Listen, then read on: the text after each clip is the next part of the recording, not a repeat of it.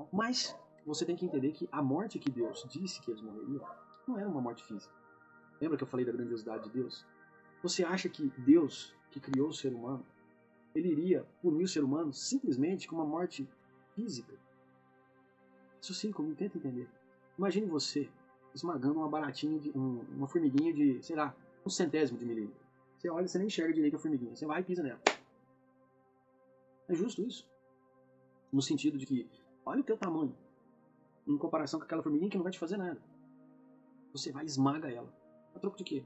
Ela é inferior, indefesa. Ela não vai acontecer nada. Se você é infinitamente maior para ela, né, do ponto de vista dela, igual nós, do nosso ponto de vista para Deus, Deus é infinito em grandiosidade. Então não faz sentido Deus matar o ser humano fisicamente. Você consegue entender? A morte física foi apenas uma consequência da morte que eu vou te revelar agora, que foi a morte que Deus disse para Adão, que Adão não sabia, né, talvez não soubesse, mas Deus, quando Deus disse que ele morreria, ele estava falando de outra morte, não essa morte física. A morte física foi consequência dessa outra morte. Quando Deus criou o homem, ele criou o homem para ter o quê? Para ter vida e finado. Essa era a ideia. Mas você tem que entender o seguinte, talvez muitos vão perguntar, mas se Deus criou o homem para ter vida e finado, será que ele não poderia, quando Adão então não quis mais servir a Deus, não quis mais ter o Deus como inimigo, será que Deus não poderia ter eliminado eles ali e começar tudo de novo? Entenda o seguinte, isso não poderia acontecer, porque senão nós viveríamos no loop. Sabe por que haveria esse loop? Porque o ser humano, ele precisa entender qual é o propósito de Deus. Se ele não entender o propósito de Deus, ele não vai conseguir fazer as suas escolhas, ele não vai conseguir saber o motivo, a razão, a circunstância, porque ele está aqui, nessa terra. Por que ele foi criado? Ele não vai entender nada. E aí, ele não entendendo nada, ele não vai decidir nada. Ele não decidindo nada, ele vai viver o quê? Ele vai viver por viver. Ele não vai ter propósito. Ele não vai saber nada do que ele está fazendo. Entendeu? Então você está me dizendo que Deus fez Adão e Eva pecarem? Não. Deus não fez. Eles pecaram. A decisão foi deles. Porém, Deus, ele preparou o ambiente. Ele preparou a situação. Ele criou essa situação para que eles fizessem. Só que a decisão foi deles. Mas Deus sabia que eles iam pecar? A resposta é sim. Deus sabia que eles iam pecar. Mas por quê? Sempre tem um porquê. Mas por quê? Porque existe algo que hoje nós entendemos. Mas tempos atrás, talvez, muitas pessoas não entenderiam isso. Deus criou o ser humano para que o ser humano governe essa terra. E quando ele fez isso, Deus sabia que o ser humano não iria governar sem ter conhecimento, sem saber o propósito.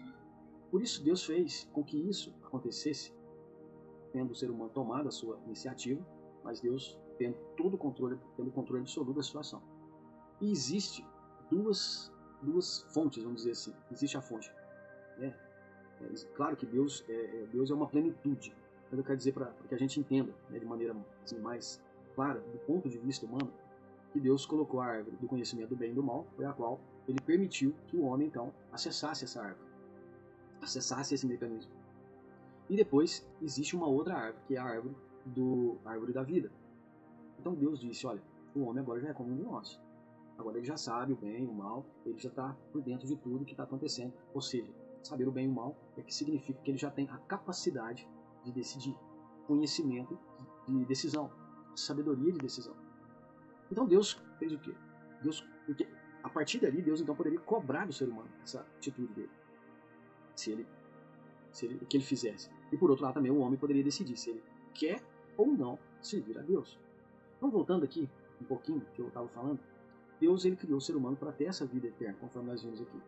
Só que Deus tirou o ser humano, quando fala que ele expulsou ele do jardim, entenda o seguinte, Deus expulsou ele do céu, ou seja, do governo de Deus. Caramba, você não sabia disso? É porque as teologias não vão te ensinar isso. Deus expulsou ele do governo dele. Então o homem agora não respondia mais a Deus em termos de governo.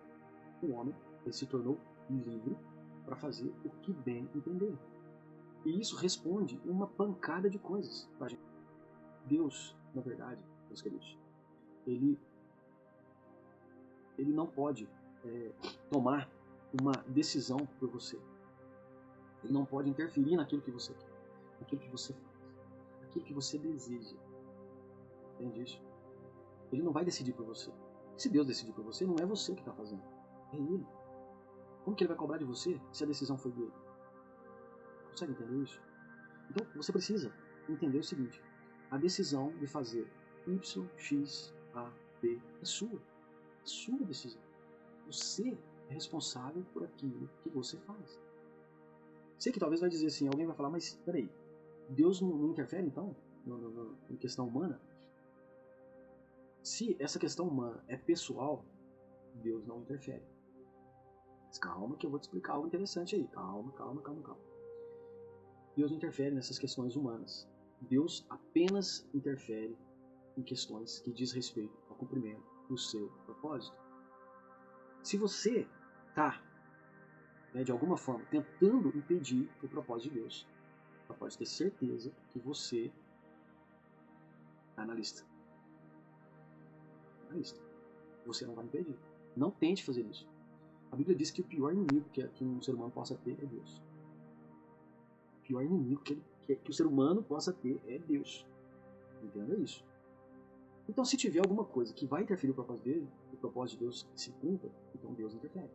Eu estava falando para você que Deus ele não interfere em questões humanas pessoais. A decisão é sua. Né?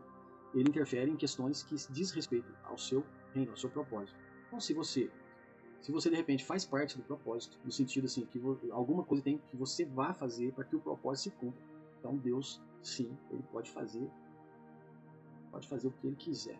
Ele pode pegar você, igual ele fez, né, com Filipe, e levar você voando, se for preciso, para um outro território, para você ensinar lá naquele outro território. A vida que Adão e também Eva perderam foi a vida que eles perderam, foram a possibilidade da vida eterna. Então, se Deus pegasse uma célula dele, uma célula invisível ao olho humano, e ele colocasse essa célula dentro de você. Quando Deus criou o ser humano, ele colocou essa célula. Ele colocou o Espírito Santo. Ele diz: meu Espírito não agirá para sempre no ser humano. Ele criou o ser humano com o Espírito. Nós estamos falando, não é um Espírito de fôlego, né, de vida, pneuma. Nós estamos falando do Espírito Santo. O Espírito que dá vida eterna. Esse, o que Deus fez? Deus disse: meu Espírito não agirá para sempre no ser humano. Então Deus, não é que ele tirou o Espírito. Deus, ele desativou o Espírito. Com esse Espírito desligado, o ser humano tem um tempo de vida. Deus deu um tempo de vida para ele.